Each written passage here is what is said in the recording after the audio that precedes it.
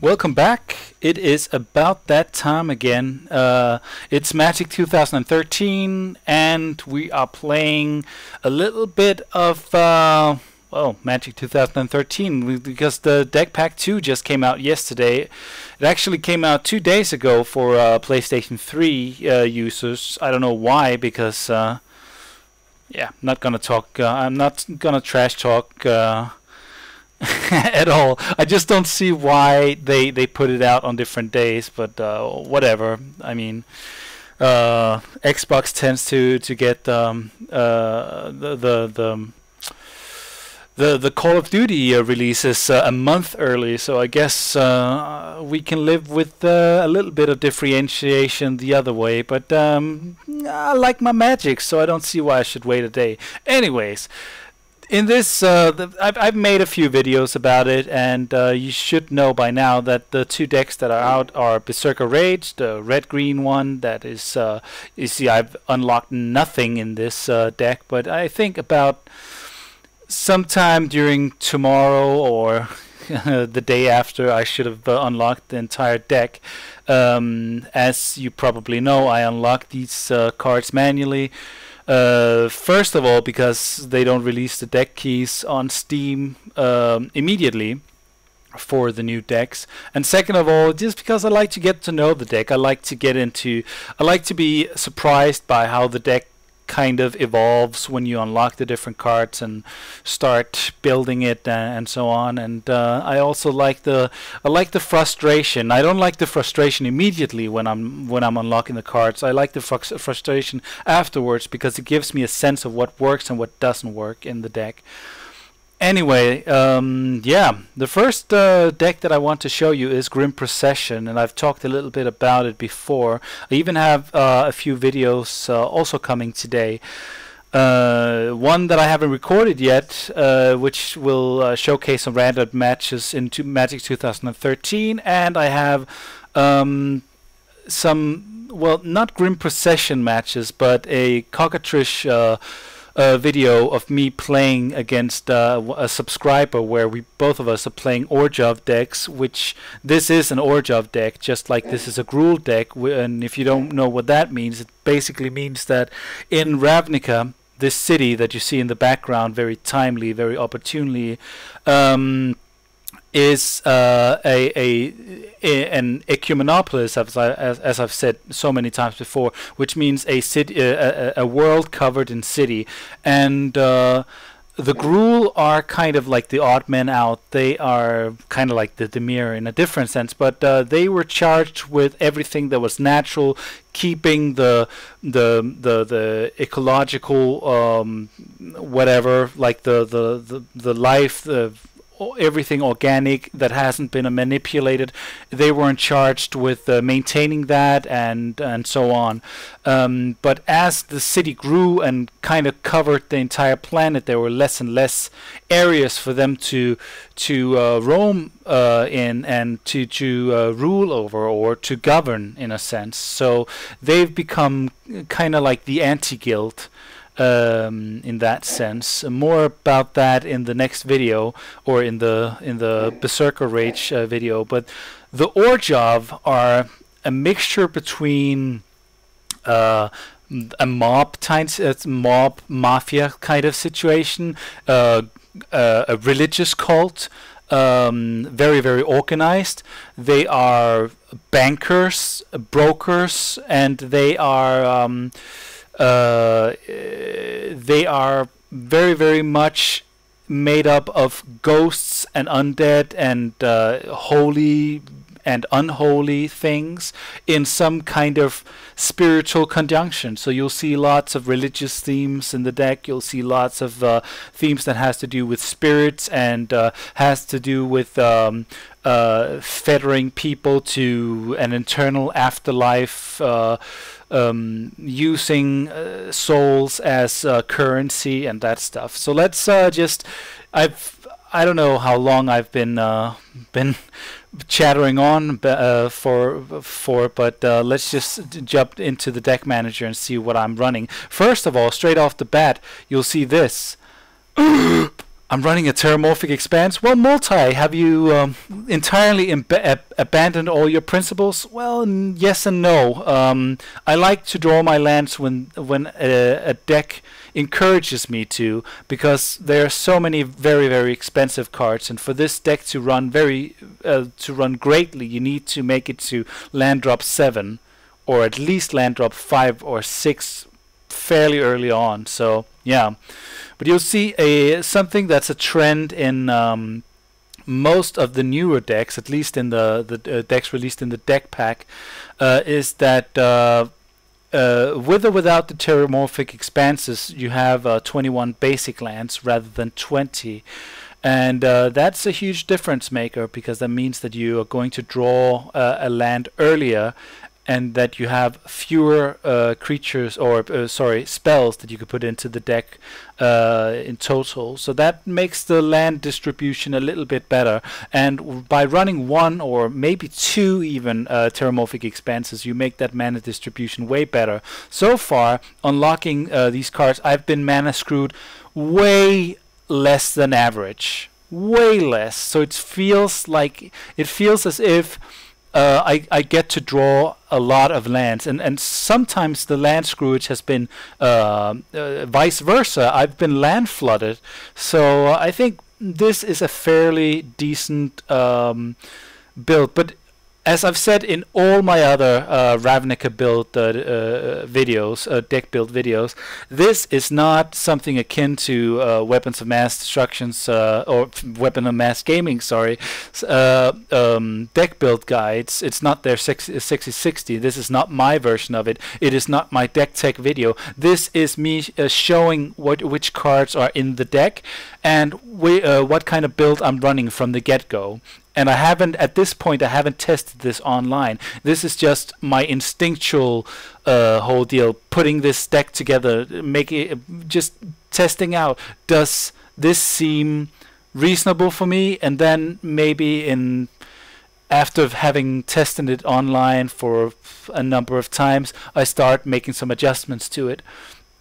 Anyways, let's get on with it. You'll see the mana curve is pretty good, but it peaks at 3. It does have some 1 and 2 drops. You have opportunity of running more of them, but I think you have some very expensive cards. Some of them are 7 costs, and you have opportunity of running up to a 9 cost creature. So basically, I think this is a pretty good curve for now, because you should be able to make those 3 drops from fairly early on. Anyways, take out 3 Terramorphic Expanses, and there's actually, for once, a very good reason to run them in terms of synergy. But and that's the Ob Nixilis, if you know that card. I'll get back to that whole thing later on. But that card has a landfall ability, and that really works really well with the Terramorphic Expansives. Anyways, Doom Traveler, we know this guy from a few different kinds of decks. I run 2 of them. Think you could run more of them if you wanted, but there's just so many good cards in this deck that found it difficult to see which cards do I want to bring along and which don't I want to bring along. Castigate, I'm running 1 of them. It's a great card, 2 cost. Target opponent reveals his or her hand. You choose a non-land card from it and exile that card. That's pretty insane. Just take that card right out of the game.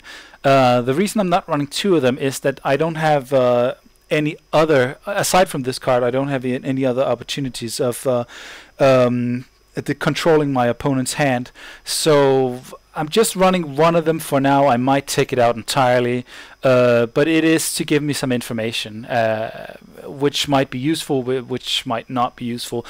At some points in the match, or in some matches, it's not going to do anything at all, because your opponent is just, like, some decks have like averagely good cards, and if you take out one of them, he still has a bundle of good cards. So you're gonna feel like, okay, I know what he has in hand, but that's about it.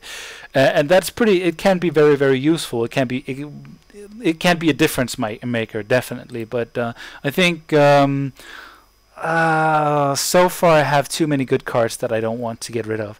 Morning Thrall is a 1/1 basically with lifelink, except that if you have a way of putting lifelink on him, you get double lifelink.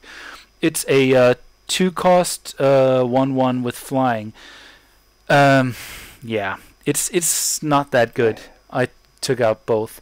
Onyx Mage is really good in this deck because you can control your opponent's situation. I think it's much better in this deck than it is in Grinning Malice, because this deck is already a little bit slower than Grinning Malice. So that means that it's all about controlling the engagement, where Grinning Malice is all about charging in there, just doing damage, just smashing face and taking out cards in your hand and so on. But I'm only running one so far. That might be a mistake, not entirely sure. Orzhov Guild Mage, 2-cost 2/2, just like the other Guild Mages. From the beginning, I wasn't entirely sure whether or not. At first, I thought, great, Guild Mages. I love how they bring the theme together, or string the theme of decks together. And I kind of like this guy. Very cool with his abilities and so on. But then during the matches, I found that it wasn't all that useful.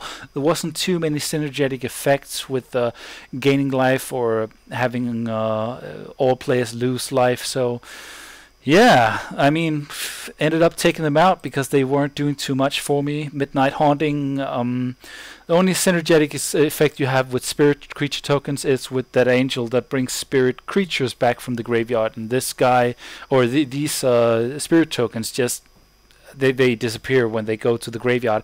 Don't be mistaken. Token creatures go to the graveyard, but the second after they disappear. So go to the graveyard effects works with tokens. But yeah, that's just an aside. This card, you only have one of them, and I don't think it does too much for the deck. I mean, you can sacrifice it with the Ghost Council of Orzhov and so on, but I think there's better cards to do that. Pillar of the Sleepless. Why am I not running all of them? Well, because again, there's too many good cards. There's 4 Pillory of the Sleepless, so I'm running 3 of them. That's already a lot. Basically, it's just a pacifism, along with the fact that the creature's controller lose 1 life each turn. That's very, very good. This guy is on paper amazing, especially if you're running the mirror or against mono white or mono black. But aside from that, I don't really like him too much, and I would like him more if I was running an enchantment that I'll show you later on, but which I found not to be that helpful to my build, so I took it out. But I can definitely see why you would maybe want to run it. It's a 3-cost either white black and 1 colorless, 2/1 protection from white and black. That means that you can't enchant it yourself. Passive, you can't target it yourself, but passive abilities such as Deathbringer Leech's cross buffing is going to affect it. You can give it flying, you can give it first strike, and you can pump its front. So that's pretty good. It is a good card, don't get me wrong, and I might bring it back, but again, there's too many good cards in this deck. Tainted Sigil is a 3-cost, and when you sacrifice it, 3-cost artifact, by the way. When you sacrifice it, you gain life equal to total life lost by all players this turn. That's nice. I mean, it's a little slow, and at some point it might be very, very useful. You're definitely gonna play against people who use it, and you're gonna kick yourself for not using it because they gain so much out of it, especially in two-headed giant. But then there's going to be so many times where it's just not going to be that useful to you. I mean, I would rather have another creature or another spell, removal spell, than running this guy, because you have so many different options of gaining life aside from that. So yeah, not that good. And again, it disappoints me a little bit that you don't have any synergetic effects that takes advantage of you gaining life, just like Celestial Light has. So yeah, not that good. Bloodhunter Bat, we know it from the Obedient deck. It's not that good. It's a 4-cost 2/2 flying. There's going to be times where it's going to be plenty useful for you. It's going to give you a 2/2 flyer as a blocker or as an attacker. And when it enters the battlefield, you're going to make target player lose 2 life, you gain 2 life. That can be useful, but there's just so many cards in the deck that are much better. 3 of them available. I don't run them. This guy is fairly good. It's like Blood Artist, just except that it's a 2/2 flyer, and it's 2 more expensive. That's because it's a 2/2 flyer. But basically, when it or another creature dies, target player loses 1 life and you gain 1 life, exactly like the Blood Artist. So I run 2 of them because it's a little expensive, or else I would have run all of them. Gravedigger is a zombie, so that works with the enchantment that I talked about before. It's a 4-cost 2/2, and it brings you a guy back from the graveyard. It's fairly good, but I would rather have a guy that another good guy. Guardian Seraph is pretty good, but again, the reason I took him out was that it didn't do a lot for me while I was playtesting and unlocking cards. It's a 3/4 4-cost flyer, and every source that would deal damage to you, it deals 1 less damage to you. That's pretty good. Let's not mistake that, but I wanted more multicolored creatures, and I wanted more creatures that were synergetic with the life gain and with the self-sacrificing and what have you. Anyways, you have the option of running 3 Bloodgift Demon, which is an amazing guy, like really cool 5/4 flyer. At the beginning of your upkeep, target player draws a card and loses 1 life.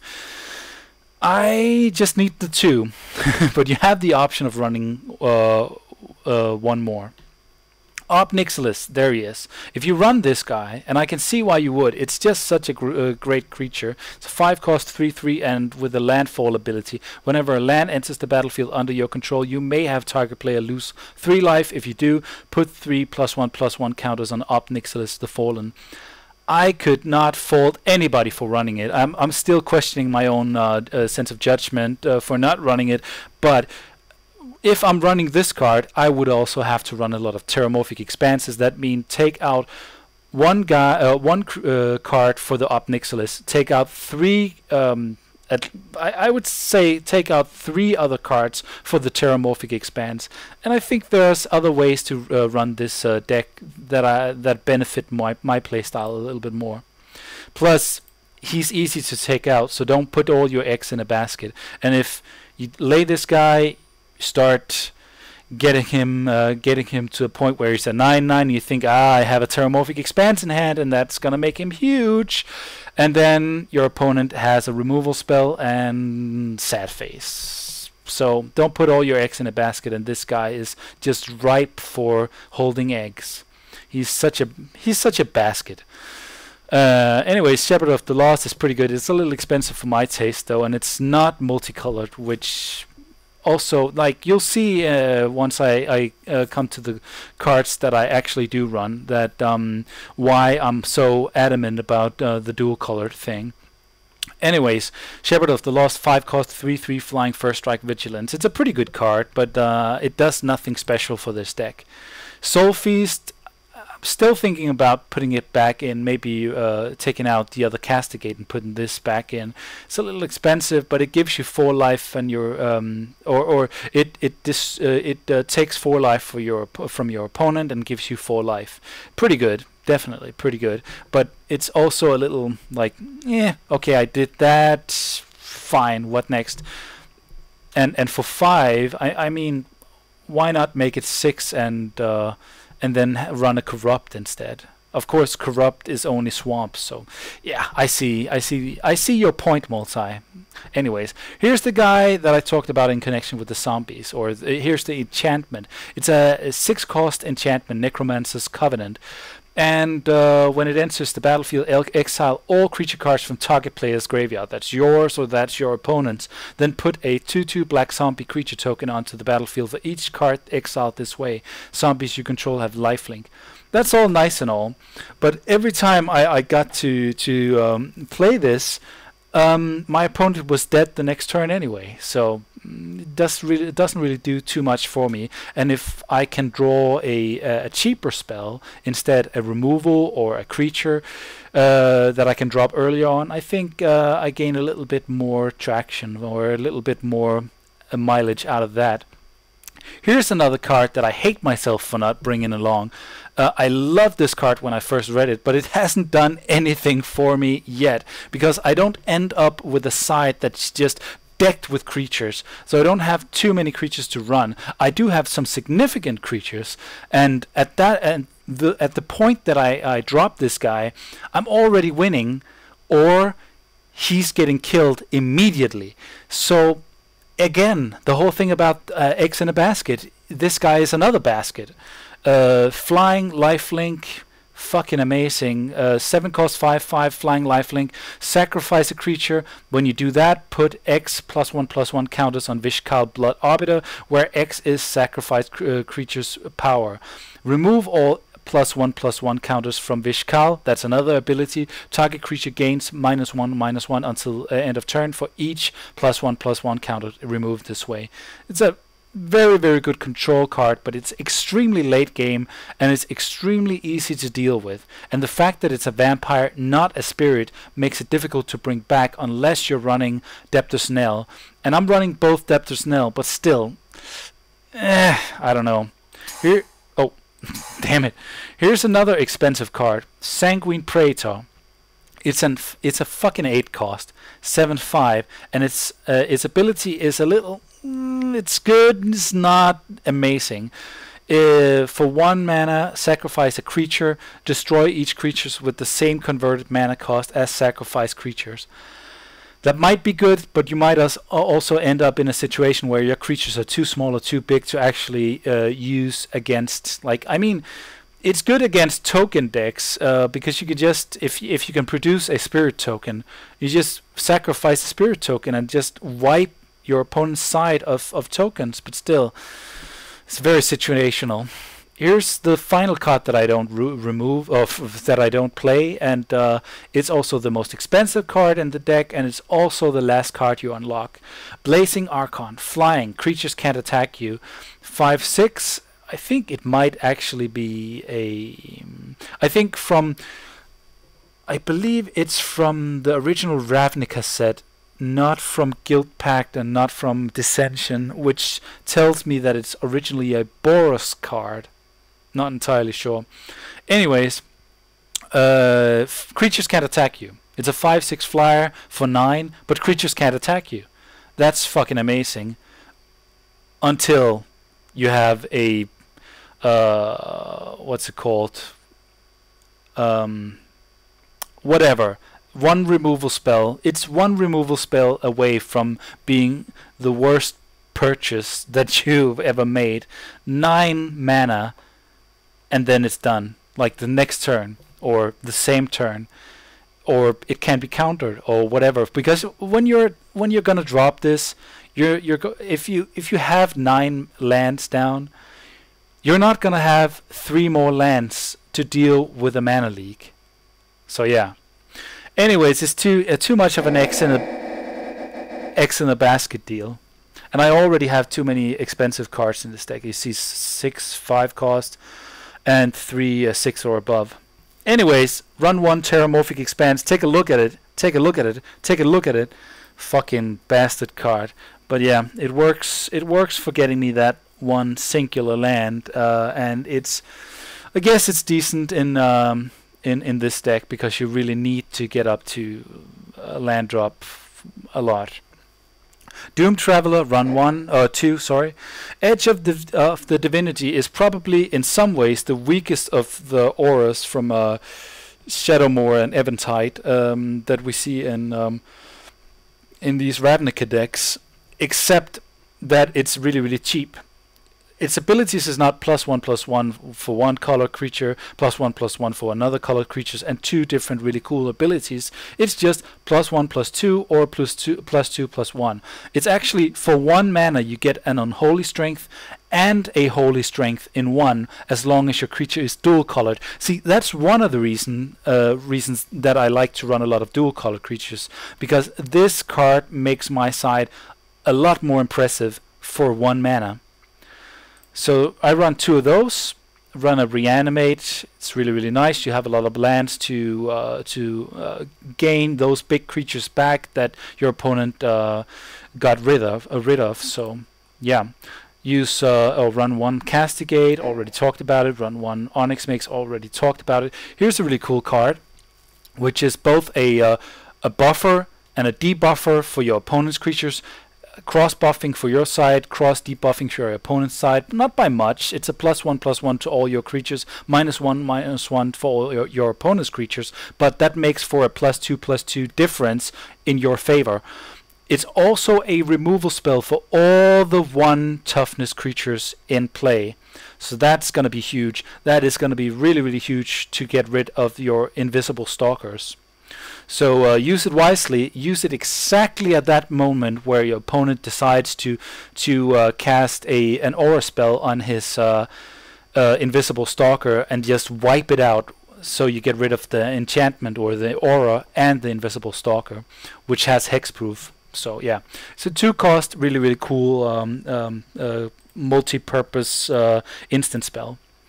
Run 3 Pillory of the Sleepless, as I mentioned before. Really cool card, but doesn't deal with passive effect creatures, which, for example, buffs or does something that's really unfortunate for you. So yeah, I don't want to put all my eggs in a basket in terms of removal here. I would rather run Unmake. But yeah, let's take a look at the card that comes right before it. Restless Apparition is really cool, and as a subscriber or a viewer pointed out to me, it has Persist. But let's first talk about its casting cost is 3, either white or black. That means that if you're getting screwed one way or the other, you're not screwed enough for not being able to cast this guy. And the same with its abilities. It's a 2/2 to begin with.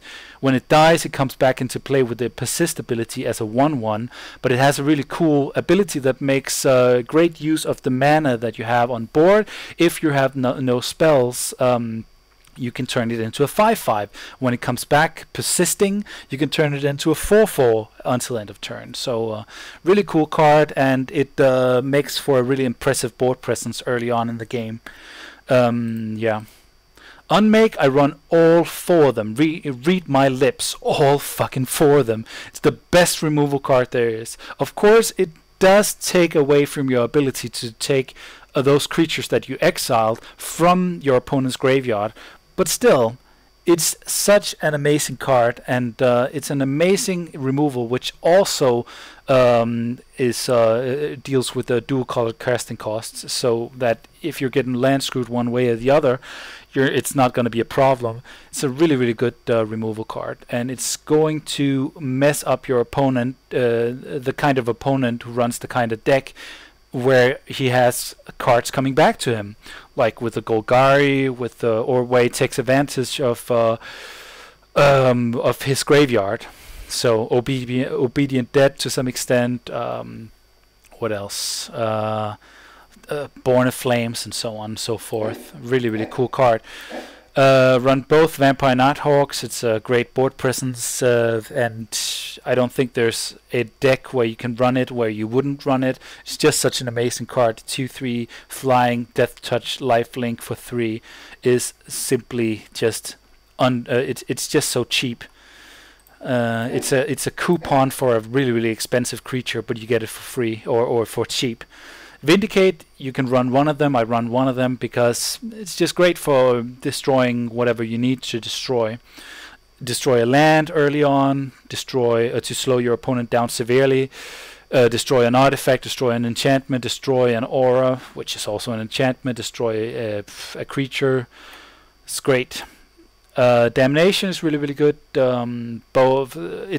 It was good in the Golgari deck because you had the Blood Artists and made for a really Like, it made for a huge pile of kick your opponent's face in once you drop it. And with this guy, the Falcon Wrath Noble, which I already talked about, which is basically a bigger, more expensive flying blood artist, with this guy, Damnation just became better.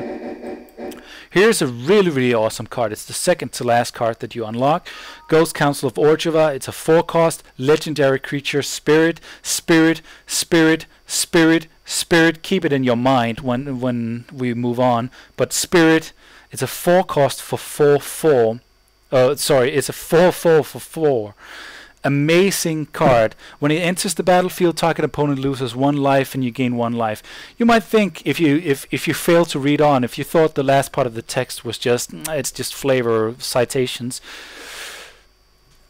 it's not that good. It just makes your opponent lose 1 life. You gain 1 life. Well, well, well. Don't stop now.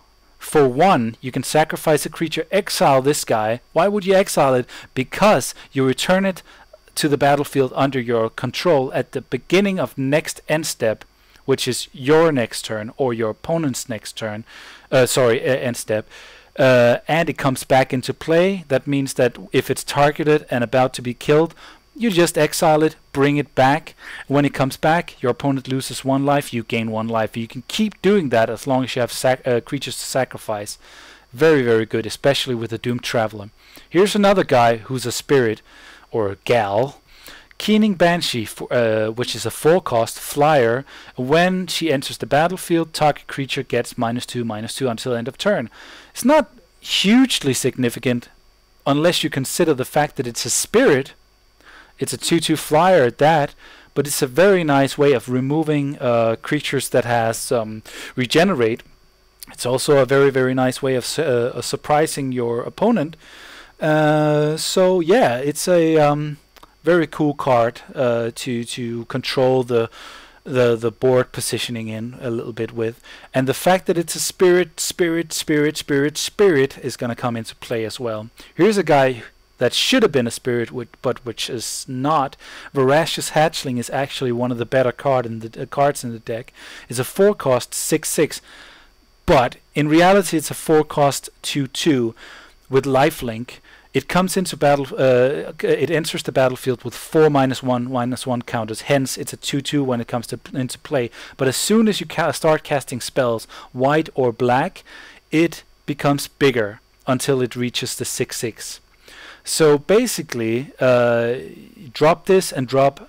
And here's the reason for other reason for playing a lot of multicolored creatures and multicolored spells.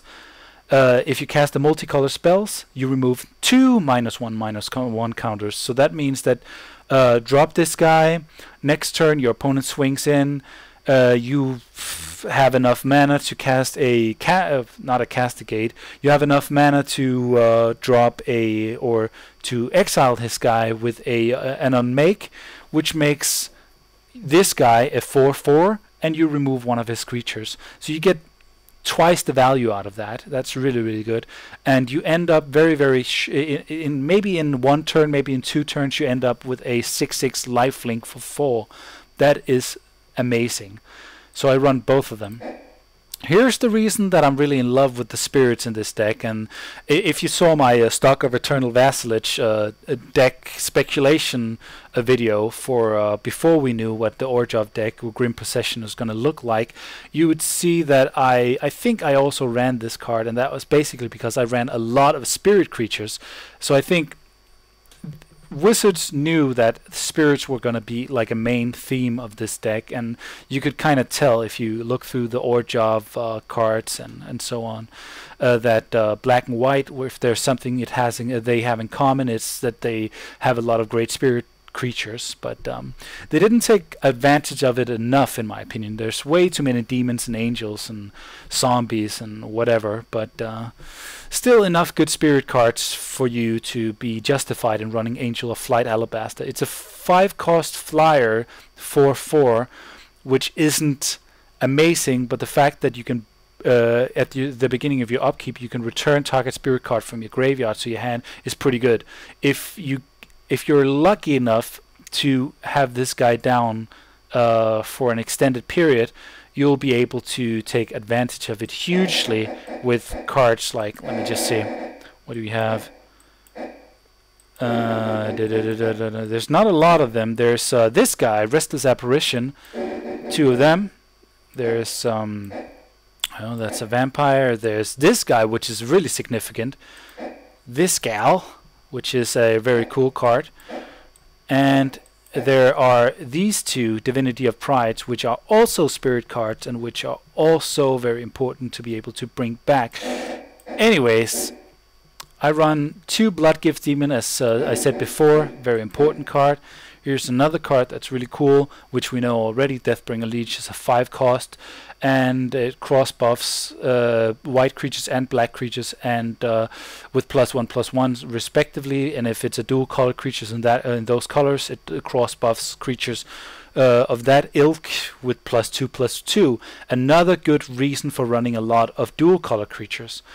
Whenever you cast a white spell, you may tap target creature. Whenever you cast a black spell, you may destroy target creature if it's tapped. Another good reason for running dual colored spells and creatures. So, and here's another dual colored creature, Divinity of Pride, like I showed you before, really, really good. Another way of lifelinking, and it's actually, for its abilities, it's actually pretty cheap. 4/4 for 5 with flying and lifelink. And if you get to 25 life, which you might, very, very likely in this deck, you get a you get a +4/+4 on this creature, which makes it an 8/8. And if you have this guy down, it's going to be a 10/10. Amazing creature. This guy is a dual color creature as well. We know it as well. Angel of Despair, 7 cost flying. When it enters the battlefield, destroy target permanent, and it's a 5/5.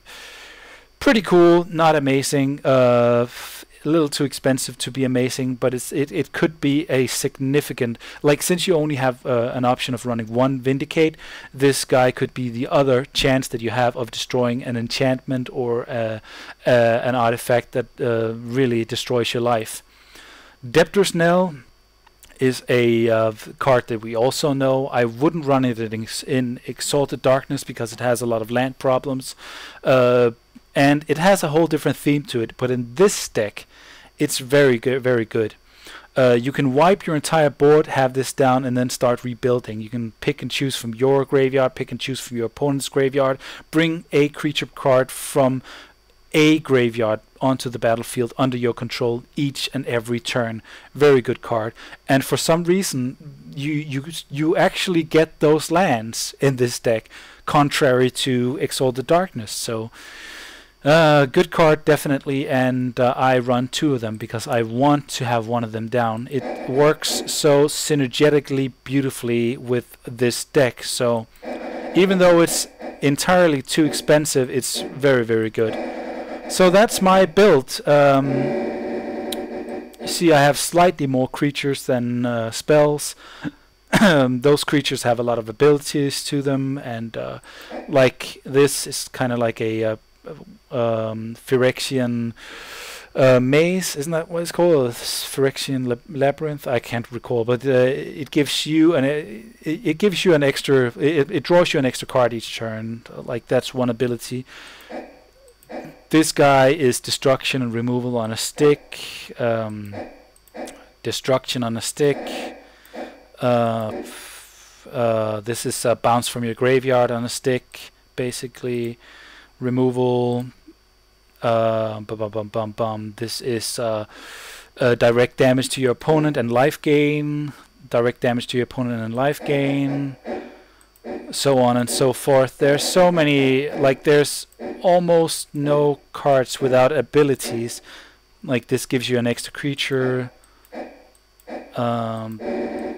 This guy comes back from the graveyard again, so that's basically 2 creatures, a 2/2 with an ability and a 1/1 with an ability. So yeah, that's why I run these cards, and yeah, basically hope you liked it. This was Grim Procession. I'm multeyemeteor. I'll see you in the next video. Later!